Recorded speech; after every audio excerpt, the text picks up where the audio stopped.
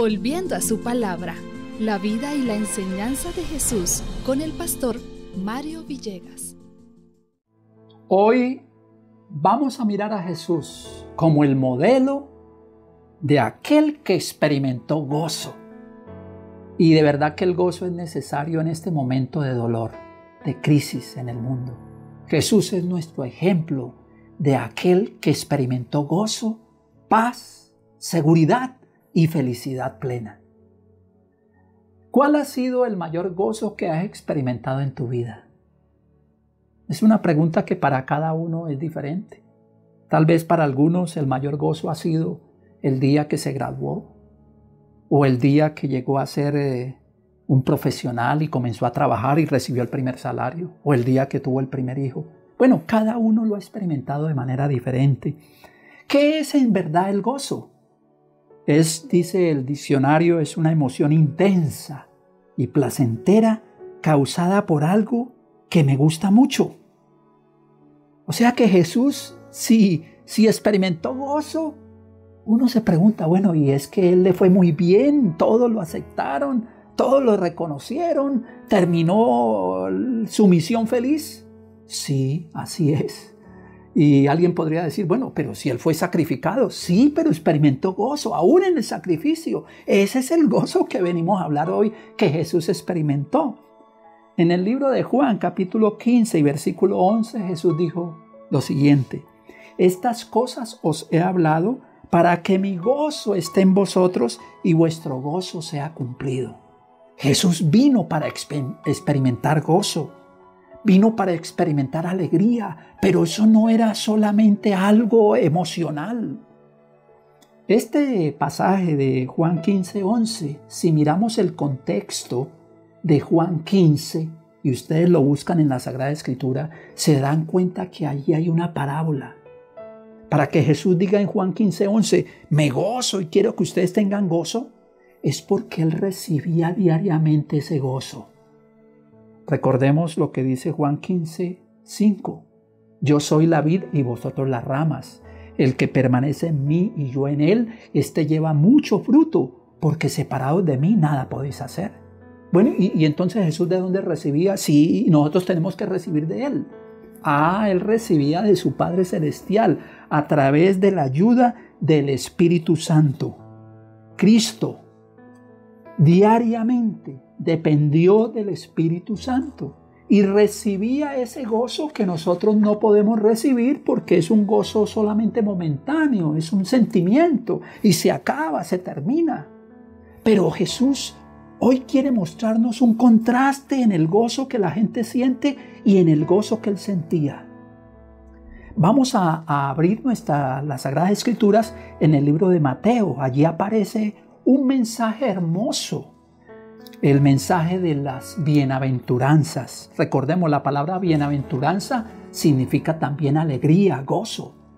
Y aquí el Señor, de manera especial, podríamos decirlo, va a mostrar el verdadero gozo del cristiano. Vayamos a la Sagrada Escritura, al Sermón de la Montaña, las bienaventuranzas, o sea, el mayor gozo. Y el Señor comienza a decir, el gozo que yo siento, abre su boca en el versículo 2, capítulo 5, versículo 2, diciendo, versículo 3, gócense como yo, está diciendo Jesús, los pobres en espíritu, porque de ellos es el reino de los cielos. El Señor se gozaba con tener pobreza de espíritu y nos invita a tener eso. ¿Y qué es esa pobreza de espíritu? Es depender de nuestro Padre Celestial. Marcos 1:35 dice que cada mañana Él acudía a la montaña para recibir a través de la oración fuerza y gozo, alegría para la misión. Lucas 5:16 dice, se le encontraba solo orando. Estos son los pobres, los que se gozan dependiendo de Dios, y por eso el Señor está diciendo, ese es el gozo que yo quiero, que dependamos diariamente del Padre Celestial como Él dependió del Padre Celestial. El segundo gozo dice en el versículo 4, bienaventurados los que lloran, porque ellos recibirán consolación. ¿Cómo? ¿Sentir gozo en el llanto? Sí, pero es otro llanto. Es la compasión que uno tiene por el prójimo.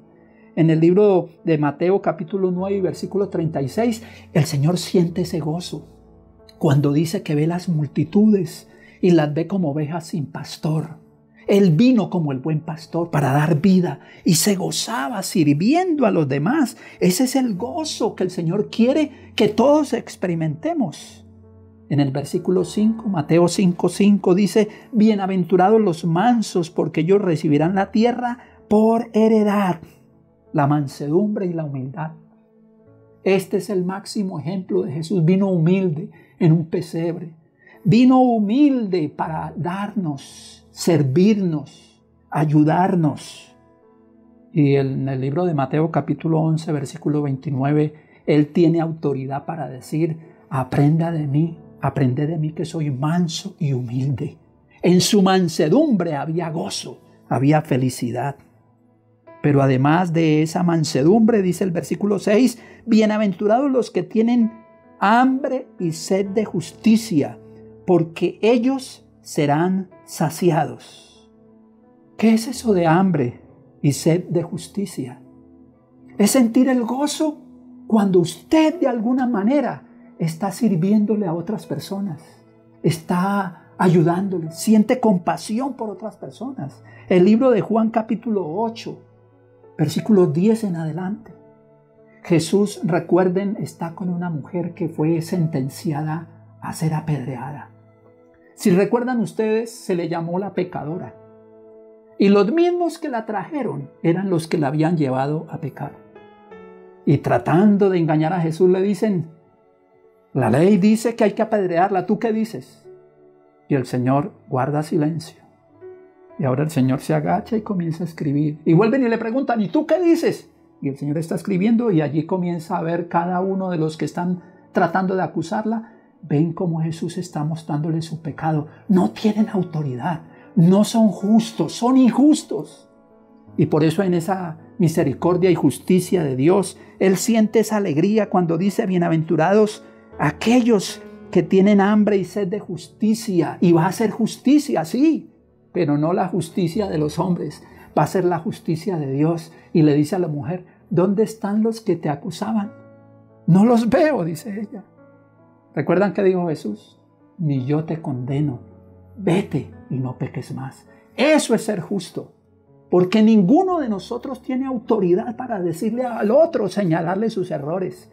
Esa es la alegría que Jesús vino a dar, y que tú también la tengas, y de igual manera yo la tenga, y es la justicia, la misericordia por los demás. Y por eso en el versículo 7 ahora habla de esta misericordia. Dice: bienaventurados los misericordiosos, porque ellos alcanzarán misericordia. Jesús ya lo había mencionado: misericordia quiero y no sacrificio. ¿Qué es la misericordia? Es la compasión, ponerme en el lugar de los demás. Eso es empatía también. Es entender que el prójimo necesita de mi ayuda. ¿En qué puedo yo ayudarlo? En el libro de Marcos, capítulo 1, y el versículo 41 al 43, el Señor Jesús encuentra a un leproso. Recuerden que los leprosos en el tiempo de Jesús tenían que gritar: ¡inmundo, inmundo! Porque la gente tenía que retirarse. En el camino que ellos iban se retiraban todos, porque creían que si usted llegaba cerca a algún leproso, también usted podía contaminarse. Aunque eso no era así, pero en su tiempo creían que contaminaba el leproso. Y ahora este leproso va delante de Jesús, todos huyen, pero Jesús se queda allí, el leproso se arrodilla, y Jesús, con esa misericordia, escucha esas palabras de aquel hombre que le dice: Señor, por favor, si tú quieres, puedes limpiarme. Y Jesús, en su misericordia, dice, no solamente que le dijo: sé limpio, sino que acercó su mano y lo tocó. Mientras los demás huían, Jesús está tocando a ese hombre. Eso es tener misericordia, eso es tener empatía, eso es ponerme en el lugar de los demás en su necesidad. Pero aquí no queda todo. Dice el versículo 8: bienaventurados los de limpio corazón, porque ellos verán a Dios. La alegría del Señor no solamente era tener misericordia por los demás, como debemos de tenerla nosotros. La alegría del Señor también era tener limpio el corazón, o sea, la mente. ¿Y cómo lo hacía Jesús? Como lo puedo hacer yo y lo puedes hacer tú. Todos los días pedirle al Señor que limpie mi mente. Como lo dice el rey David en el Salmo 51:10. Crea en mí, oh Dios, un corazón, o sea, una mente limpia, y renueva un espíritu recto dentro de mí. Aquí el Señor no tenía a Satanás en qué lo acusara. Dice la Escritura en el libro de Juan, capítulo 30. Satanás no tiene nada en mí. Eso es ser limpio de corazón. Eso es tener a Dios en la mente. Eso es alegría. Pero el Señor también habló en el libro de Mateo capítulo 5 y el versículo 9 dice: bienaventurados los pacificadores, porque ellos serán hijos de Dios. La alegría del Señor era traer una paz diferente. En Juan 14:27 dijo: mi paz os dejo, mi paz os doy, no os la doy como el mundo la da. No se turbe vuestro corazón ni tenga miedo. Esa es la paz. Esa es la paz que el Señor quiere traernos en este día. La alegría, el gozo de sentir paz. No debo nada porque Jesús es mi sustituto. Él vino a morir por mí y a morir también por ti. Y termina ahora el gozo del Señor en este mensaje, en el versículo 10. Bienaventurados los que padecen persecución por causa de la justicia, porque de ellos es el reino de los cielos. Es extraño que yo me goce cuando me persigan. Sí, es que el apóstol Pedro lo dice en 1 de Pedro 4:12 y 13, que así como Cristo padeció, padecemos nosotros, pero eso nos va a producir gozo. Y gozo nos va a producir, como dice Pablo en Filipenses 4:4, regocijaos en el Señor, regocijaos siempre. Las palabras del Señor entonces en Juan 15:11, estas cosas les escribo para que el gozo que yo tengo ustedes también lo tengan. Es el gozo de poder caminar con Dios diariamente. El gozo de servirle a Dios y servirle al prójimo. Él es el modelo de mayor gozo porque se gozó viendo la salvación nuestra y se va a gozar un día cuando entremos por las calles de oro de esa gran ciudad que está preparando. Preparémonos para gozarnos ese día en el reino de los cielos. Bendiciones del Señor y feliz día con Cristo.